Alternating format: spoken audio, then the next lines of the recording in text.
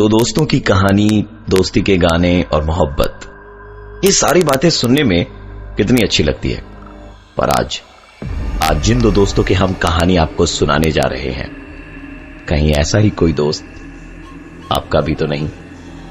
हर दिन की तरह पुष्कर आज भी डिनर ब्रेक के दौरान अपने ऑफिस की वर्क स्टेशन से अपने रायपुर के करीबी दोस्त निहार से वीडियो चैट कर रहा था। हर दिन की तरह उन दोनों की बातें भी नॉर्मल थी और बातों ही बातों में निहार ने पुष्कर से पूछा, यार तेरे बगल में बैठकर जो तेरा यार काम करता है, क्या आज वो ऑफिस नहीं आया?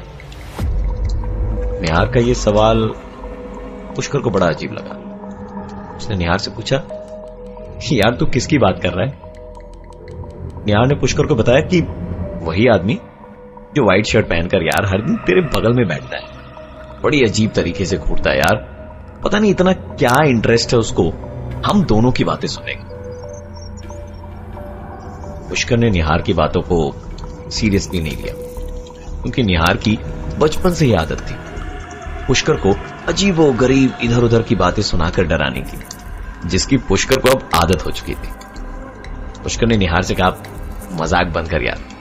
लेकिन निहार उल्टे उसे आंखें दिखाते हुए कहता है कि वो इस बार पुष्कर के साथ कोई गंदा मजाक नहीं कर रहा है और ना ही उसे डराने की कोशिश कर रहा है।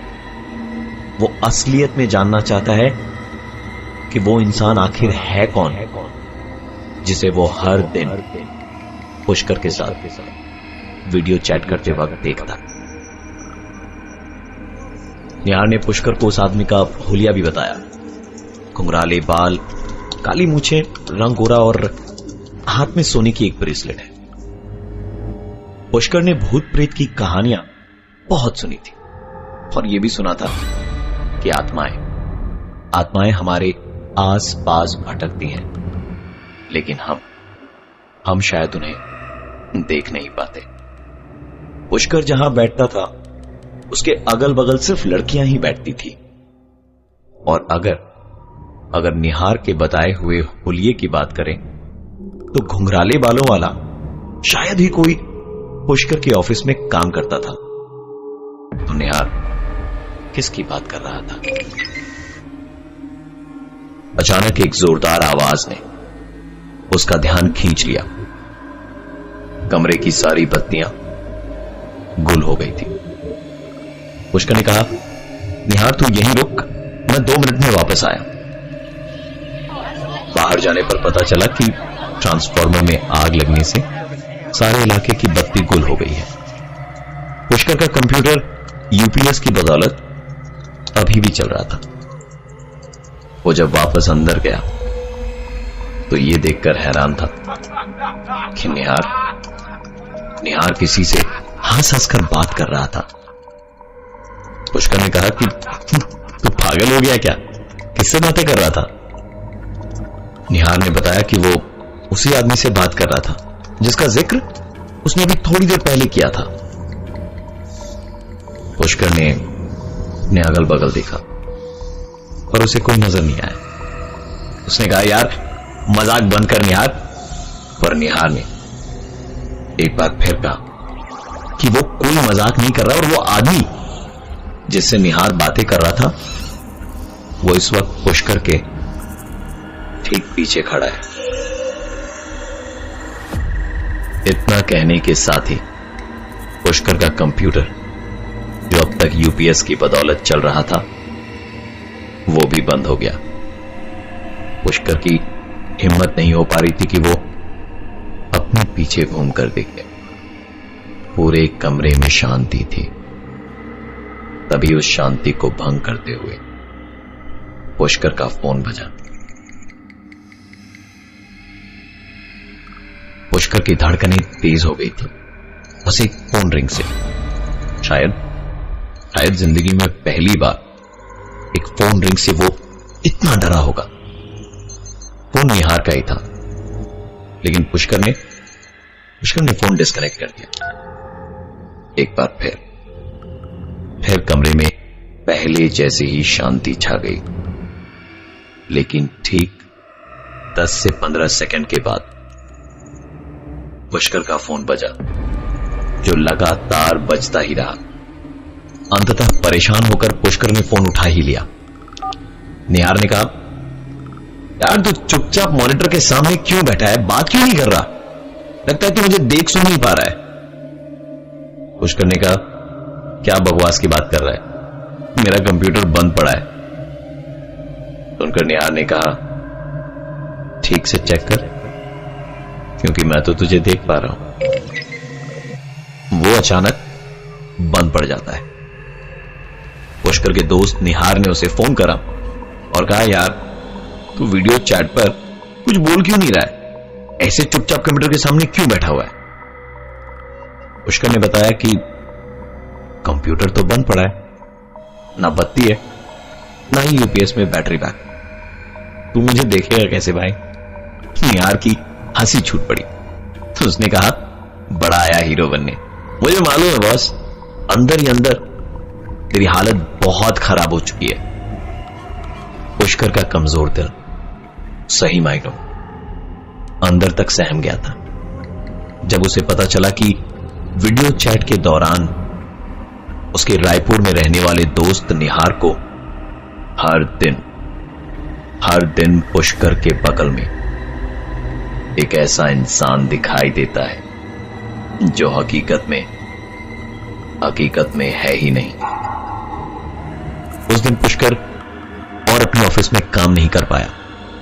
हर रोज की तरह ना ही अपने दोस्तों से मिला और ना ही किसी ढाबे पर बैठकर गप्पे मारी। गुड़गांव की कड़कती ठंड में उसके पसीने छूट रहे थे। वो इस कश्मकश वाली परिस्थिति में रायपुर अपनी मां को फोन लगाता है, किंतु किसी कारणवश उसके फोन का उसे कोई जवाब नहीं मिला। निहार की बताई हुई बातें और इस इंसान का हुलिया याद कर सारी रात पुष्कर की आंखों से नींद गायब थी। उसका डर उस पर हावी हो चुका था। किसी तरह आज की यह भयानक रात गुजरी और सुबह जब उसकी आंख खुली तो उसने पाया कि कल रात वो सोफे पर ही लेट गया था और उसके हाथ में लोहे का एक सामान था। उसे बचपन में मां की कही हुई बात याद आ गई। पुष्कर की मां कहा करती थी कि जब भी कभी कोई डर या भय सताए तो हाथ में लोहे का कोई सामान ले लो। शायद बीती रात पुष्कर इतना ही डर गया था कि उसने लोहे का कोई सामान लिया, लेकिन उसे यह बिल्कुल भी याद नहीं कब, कहां और कैसे। पुष्कर ने अपना होश संभाला और ऑफिस के लिए तैयार होने लगा। आज ऑफिस पहुंचने में उसे थोड़ी लेट होने वाली थी क्योंकि आंख खुलते खुलते काफी समय निकल गया था। अपने ऑफिस के लिफ्ट में भीड़ होने के बावजूद पुष्कर को एक अजीब सा डर लग रहा था। उसे बड़ी घुटन महसूस हो रही थी और ऐसा लग रहा था जैसे कोई बार बार उसके कान के पास आकर उसका नाम ले रहा हो।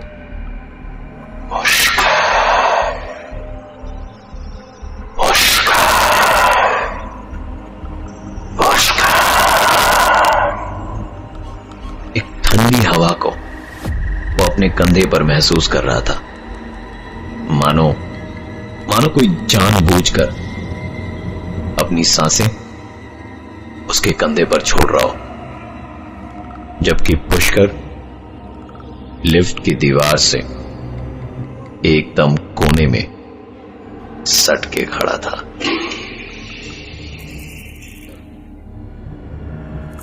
सोते जागते उठते बैठते पुष्कर को अजीबो गरीब आवाजें सुनाई देती,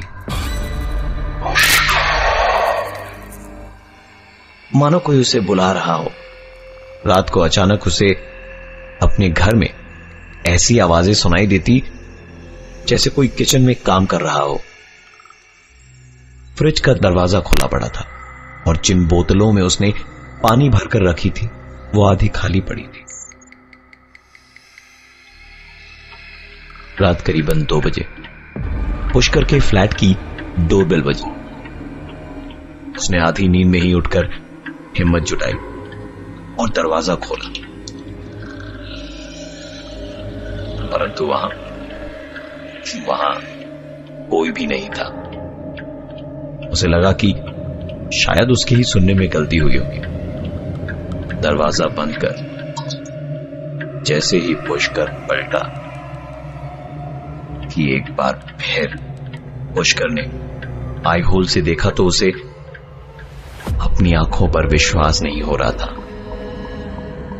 दरवाजे के उस पार उसका दोस्त निहार खड़ा था। पुष्कर आई होल से उसे देखे ही जा रहा था कि तभी निहार ने दरवाजे पर हाथ से जोरदार प्रहार किया। हड़बड़ी में पुष्कर ने दरवाजा खोला। सामने निहार खड़ा था, जिसकी हंसी का ठिकाना नहीं था, क्योंकि एक बार फिर पुष्कर उसके मजाक का शिकार बन गया था।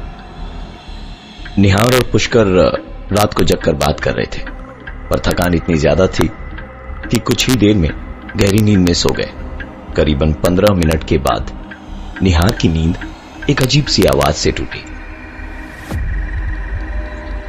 निहार ने पुष्कर को नींद से उठाया और दोनों दबे पांव किचन की ओर गए। फ्रिज का दरवाजा खुला था और पानी की भरी हुई बोतलें आधी खाली पड़ी थी। सबसे आश्चर्यजनक बात यह थी कि वो दोनों किचन के सामने ही खड़े थे और वो आवाजें स्पष्ट रूप से सुन पा रहे थे, परंतु ना तो कोई बर्तन हिल रहा था और ना ही वहां उन्हें कोई दिखाई दे रहा था। सुबह की पहली किरण के साथ वो दोनों वहां से ट्रेन पकड़कर रायपुर के लिए रवाना हो गए। दोनों रायपुर स्टेशन पर रिक्शे की खोज में थे। तभी पुष्कर को सामने पान की दुकान पर एक आदमी दिखाई दिया, जिसके बाल घुंघराले, सफेद शर्ट, हाथ में सोने की ब्रेसलेट और तो और उसकी मूंछें भी थी। पुष्कर ने पहली बार उस आदमी को साक्षात अपने सामने देखा था, जो निहार को रोज वीडियो चैट के समय दिखाई देता था। वो आदमी पुष्कर को देखकर अजीब तरीके से हंसे जा रहा था। पुष्कर ने कहा, निहार यही है ना वो आदमी जो तुम्हें रोज वीडियो चैट के समय दिखाई देता था? निहार ने कहा, तुझे अभी भी याद है वो आदमी? वो तो मैं मजाक में यूं ही कहा करता था। कई बार कुछ झूठ इतने बड़े होते हैं कि वो हकीकत को छोटा कर देते हैं।